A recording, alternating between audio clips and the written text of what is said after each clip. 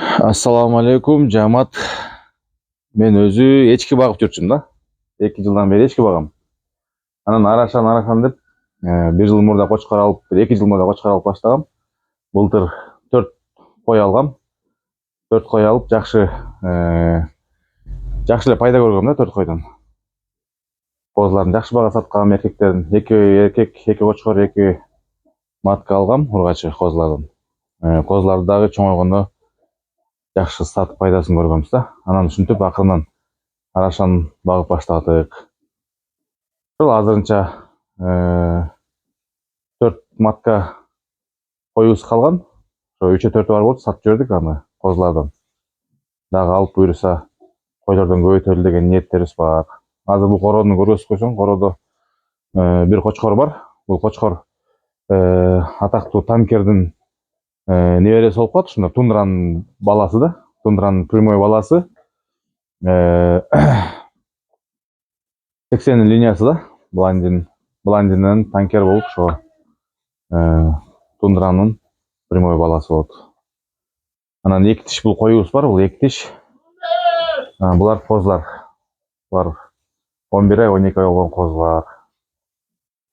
Азыр могу койду бир кармап боосун эмеден, интернеттен кече күнү көрдүк эле, бооз койду аныкташтын жолу депчи. Ошол өзбек туугандар айткан экен, могу жүнүнөн, куйрук жагынан жүнүнөн тартсаң, эгер кыймылдабай турса бооз болот, эгер мындай өзүн тартып кыймылдаса, анда кысыр деп эметкен да. Көрөлүчү, мен тартып көрө элекмин, жүнүнөн тартып.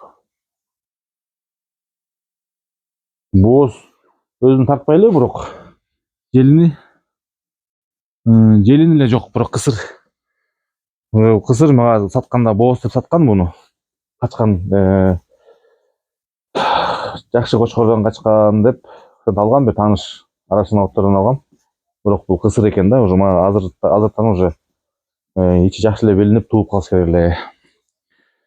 Бул коюбуз азыр 2 тиш кой, уже 4-сүн жарып баштаптыр.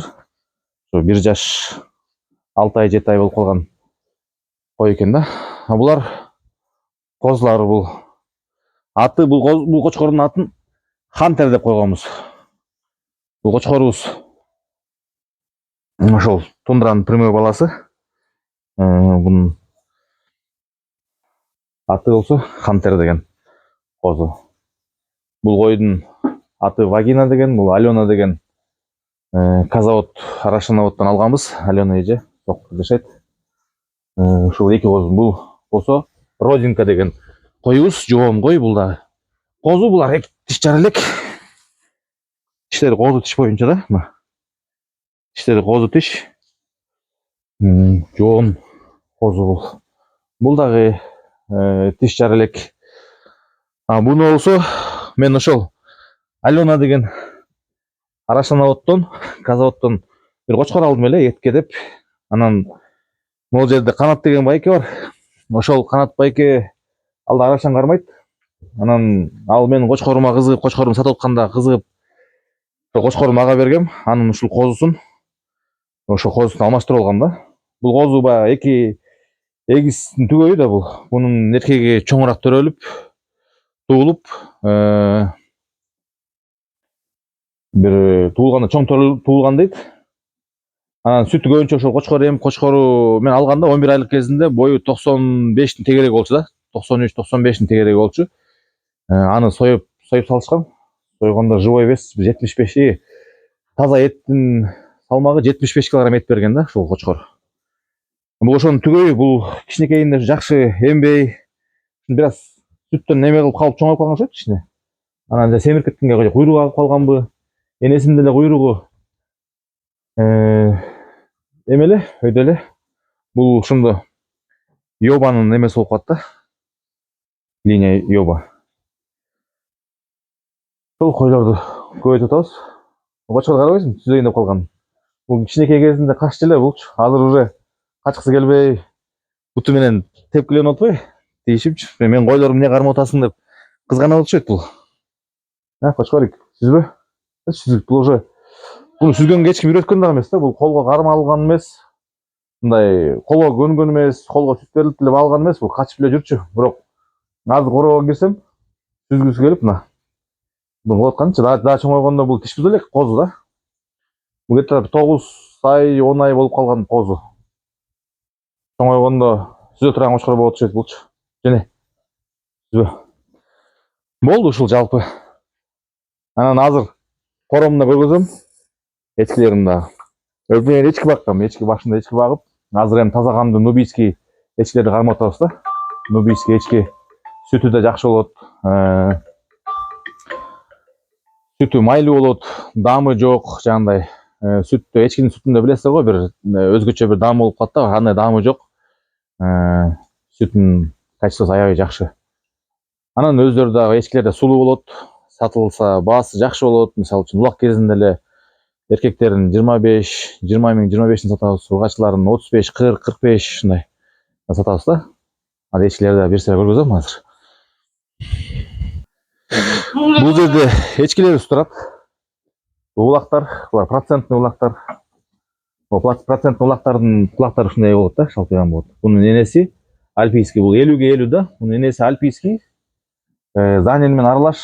Энесинин өңү да ушундай болчу. Бирок атасы 100% нубийский текеден токтогон да. Кулак ушундай болуп калган. Бунун да түгөйгө болот, сатылып кетти. А мына каралар мына. Мына караларды ичинен тартып койсоң, бул каралар болсо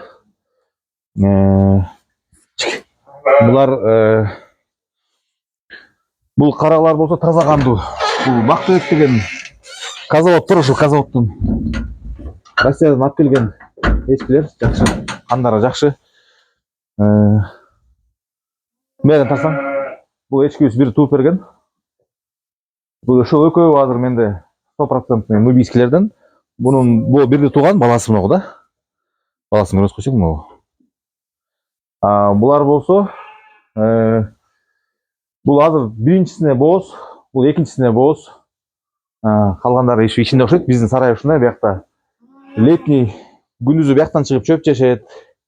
Акурлар ушундай эле, булар мындай эле жыгачтан жасалган.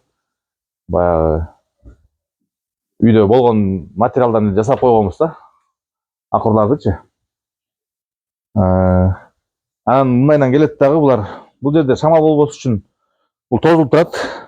Үшүгөндө булар ичине кирип кетет. Яны ачып салганбыз. Ичине кирип кетет. Үшүгөндө. Каалаганда чыгып биякта жүрөт, каалаганда ичине кирет. Биздики баягы шаарда турабыз, бул жакта Ак Ордодо турган себептен участогубуз кичинекей, 4 сотка участок. Ушул жерде мал кармайбыз. Аракет кылып эми сырт жакка чыксак деген ниеттерибиз бар иншалла. Ошол жактан чоңураак жер алып калып сыртка чыксакпы депчи. Азыр ичин көргөзүп коеюн. Буяк болсо жерден ачылат, буяк ичине зимний вариант да.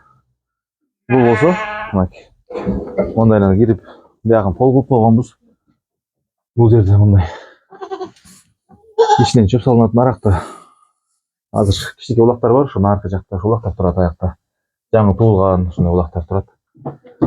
Теке саң тоюп жатып болуптур биякта. Бул биздин 100% текебиз, 100% теке. Сол буюрса ушундай асыл тукум чарма менен алектенип сатабыз азыркы малды.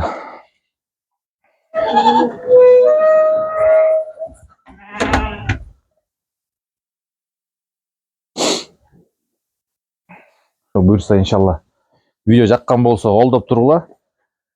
Эмелерден көп киргизип турабыз. Кандай жем берилет буларга, кантип баягы мисалы үчүн бирөөдө эчки бар да, жөнөкөй эчки бар. Мисалы ак эчки, же болбосо жөнөкөй альпийский эчки, нубийский өтөм десе, же болбосо канды тазалайм десе, кантип ошону дальнейший баягы селекция кылыш керек, кандай текелер кошуш керек, канткене сүттүү болуп чыгат депчи. Ошондой жактарын анча айтып беребиз.